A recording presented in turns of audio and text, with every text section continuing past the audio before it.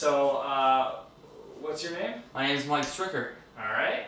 I'm Jake Olsen, and I'm interviewing a comedian who I've known for a little over a year. Yeah, a couple year and years a half, now. maybe 2 years, yeah. Right. So, how did you start in comedy? I started doing comedy kind of as a dare. I'd been writing some material for this thing at work, and we didn't end up doing the thing. So then I started doing social media at this local bar in Berwyn, where I'm from, and I was hanging out there one day, and the bartender was like, "Hey, you want to try open mic tonight?" And I'd never really been put on the spot like that before, so I was like, "Sure." And it was like, 2 in the afternoon.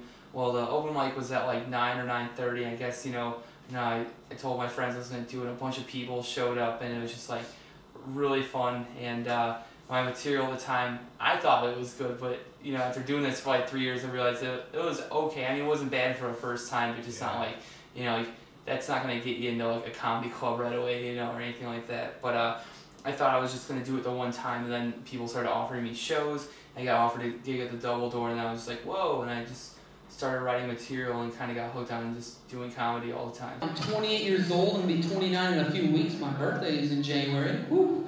I'm getting at the point in my life where I'm starting to feel old. You might ask why, and it's because there's Mexican girls that I went to high school with who are becoming grandmothers now, like that. I see photos of you with celebrities like all the time. So how are you meeting all these celebrities? Like, are you meeting them through comedy, or are you meeting them through something else? It's all sorts of stuff. I mean, some of it's through comedy. Yeah. I mean, I've opened for I think like 3 or 4 famous people now, which is kind of cool. Some of it's just kind of luck. Like I just happen to be somewhere, right place, right time. A lot of times it's more musicians. I go to like way too many concerts and stuff. And sometimes you just like randomly like run into like people and you weren't really like expecting it. Like very cool. Yeah. So you said you opened for like 3 or 4 pretty famous people. Yeah. Who were those people? The first one was Pauly Shore.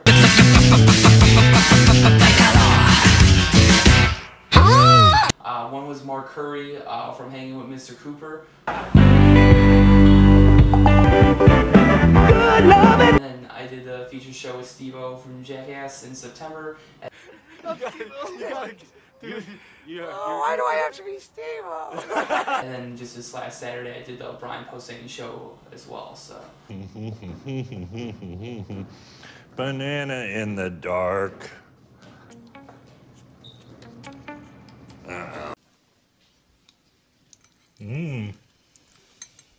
It's like a party in my mouth.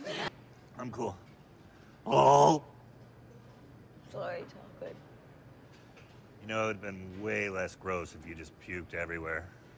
So compared to going to like a bar and doing a stand-up routine with 5 other comics, things like that, or opening for a headliner, what's the differences? Do you like one better? Yeah, I mean, I don't think anyone's going to say that they would prefer to do a show at a bar than opening for someone that they really admire. Like, I really admire Brian Posehn, and I mean, especially at a venue like that where you can fit hundreds and hundreds of people in there, as opposed to just like, we can pack, 50 people in a bar and call it a good night. You need to have a bad show in a bar so often so that you can really appreciate something great when it comes along. To tell the audience not to laugh at any of his jokes. No laughing. Hi. Hello. Wow. What did you say before? Did you say something about me? You, no? Alright. Okay, so 420. You're a comedian. Yeah. So it would be kind of wrong if you just don't say a joke at some point. So could you say a joke? Oh, this has been a great interview. No, what? No, that's the thing. Like, I don't know.